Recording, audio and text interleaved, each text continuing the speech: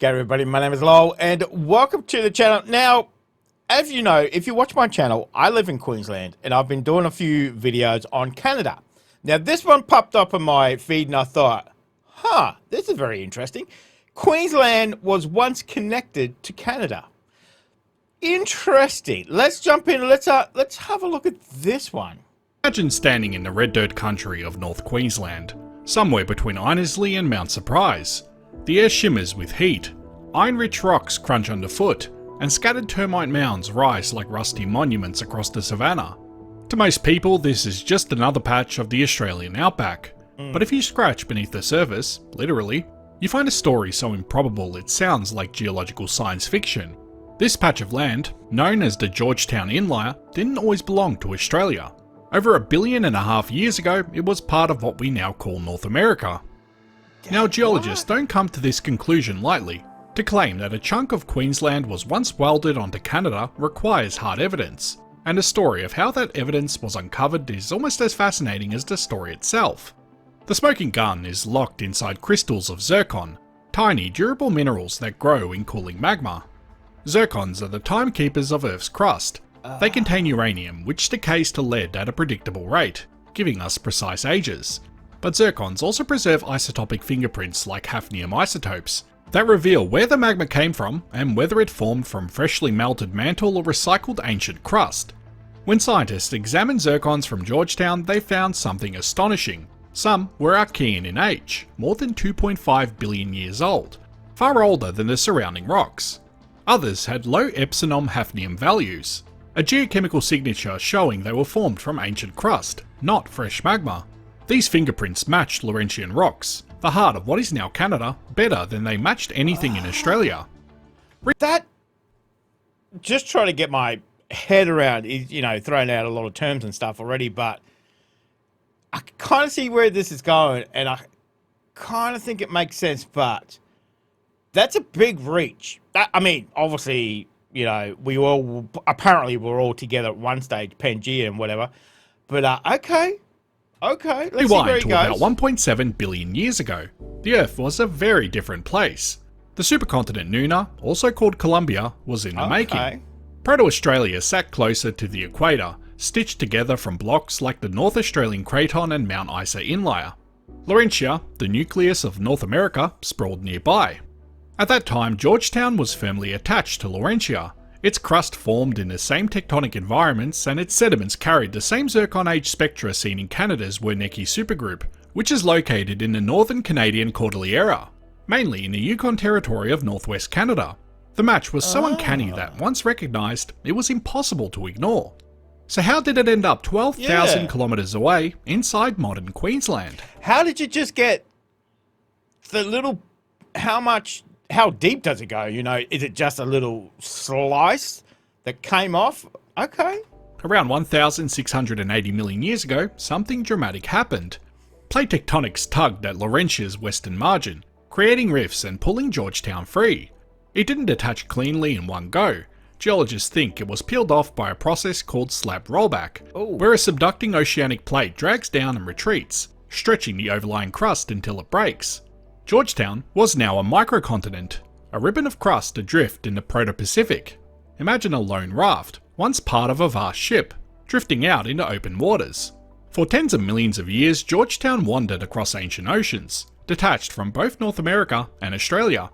It carried with it its precious cargo of Archean crust, ancient zircons, and geological secrets that would only be revealed billions of years later. By 1,600 million years ago, Georgetown's lonely voyage finally came to an end. It slammed into the margin of Proto-Australia, colliding with the Mount Isa inlier of the North Australian Craton. The impact was colossal. Crust buckled, mountains rose, and Georgetown was permanently welded into its new home. This event wasn't just a local scuffle, it was part of the grand assembly of the Supercontinent Nuna. As continental blocks jostled, collided and fused, the face of the Earth was redrawn. Georgetown's collision helped lock Australia into Nuna's growing puzzle. From that point on, Georgetown was Australian, but like a migrant who never loses their accent, it still carried the geochemical fingerprints of its North American birthplace. Of course, Earth doesn't leave stories neatly preserved. After its docking, Georgetown endured more than 1 billion years of tectonic chaos.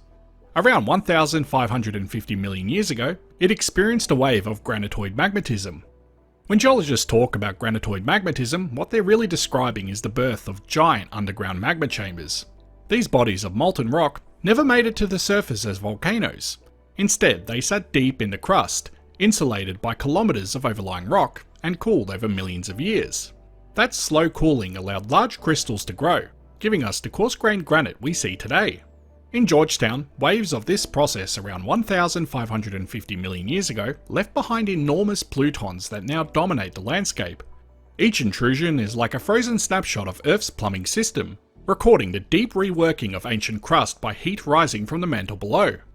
Around 420 million years ago, during the Siluro-Devonian, new granites intruded as Australia's eastern edge experienced a wave of subduction events. Around 340 to 300 million years ago, in the Carboniferous Permian, more magmas surged upward, reworking the crust yet again. Each of these events left its mark: folds, faults, metamorphism and granitoids, and yet the zircons preserved a deeper memory, remnants of Archean Laurentian crust peeking through the overprint. Thermochronology, using radioactive clocks in minerals to track cooling, tells us that since about 750 million years ago, Georgetown has been repeatedly uplifted and eroded. Devonian mountain building lifted it, Carboniferous Permian collisions jostled it again. Even as recently as the Cretaceous, long after the dinosaurs appeared, Georgetown was still being nudged, faulted and exhumed. Up to 14 kilometers of rock may have been stripped away over the last 700 million years, bringing the deep crust to today's erosion surface. So when you pick up a rock in Georgetown today, you're holding something that once lay far beneath the Earth's surface, carried upward by tectonic forces and exposed by eons of erosion.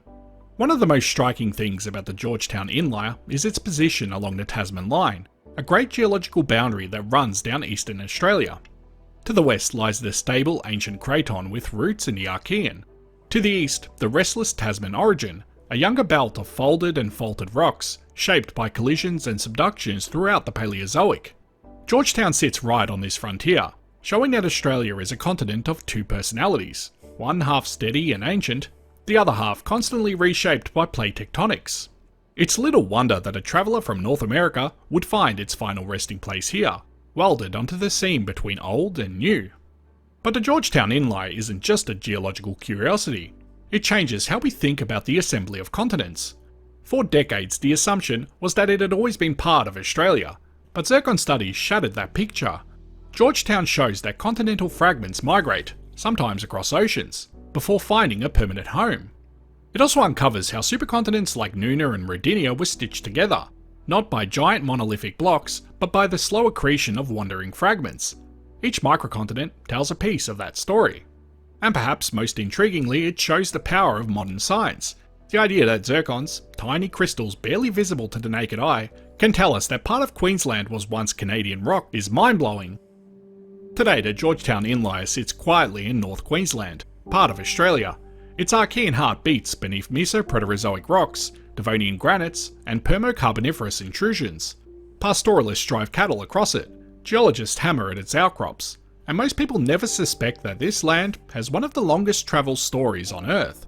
But if rocks could talk, Georgetown would have tales to tell, of being born in the core of Laurentia, of drifting alone across ancient oceans as a microcontinent, of colliding with Proto-Australia and welding into the foundation of a supercontinent, of being reworked, reheated, uplifted and exhumed through Earth's restless cycles. It is, in a sense, Australia's adopted child, but inseparably part of the family now.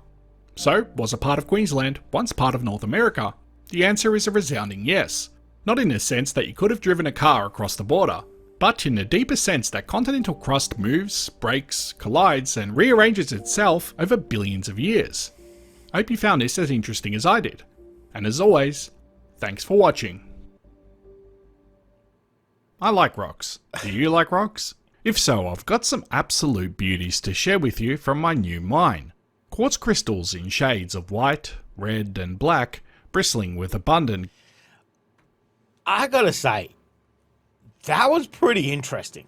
I didn't know how he was going to present that or what he was going to say, but it kind of makes sense. I guess, as it said, you never know what's going on with the Earth. The Earth has been through some major changes, and you just think that, where you're standing has always been there. You know, as I said, I am Queensland at the moment, so you know how it's just mind-boggling that they can look at these crystals and figure out exactly what is going on. It is mind-boggling, but very interesting tale.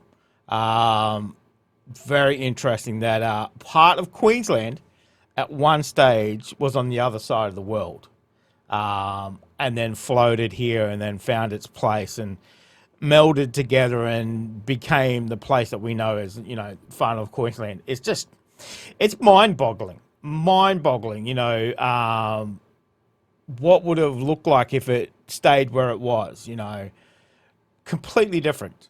It's very, very interesting. Very interesting. That whole history of the Earth, you know, from one big landmass to what we recognize as the Earth now. So from tiny little crystals, you get all that information. I wonder how many other continents and islands and countries are all mix matching from wherever else. So kind of makes you think. You know, the Earth has gone through some changes and probably will still go through some changes before it's done. So, but let me know what you thought of that.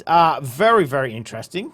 Canada has a place in Australia, even though, you know, how far back it goes. But I found that very interesting. Very, very interesting. So let me know, guys. Thank you very much for joining me. Make sure you stay safe, and I'll definitely see you in the next reaction video. Oh, you're still here? You want more content? Why don't you check out my Patreon down here? You'll get plenty more content and some exclusive videos over there too. If not, why not check out this one over here?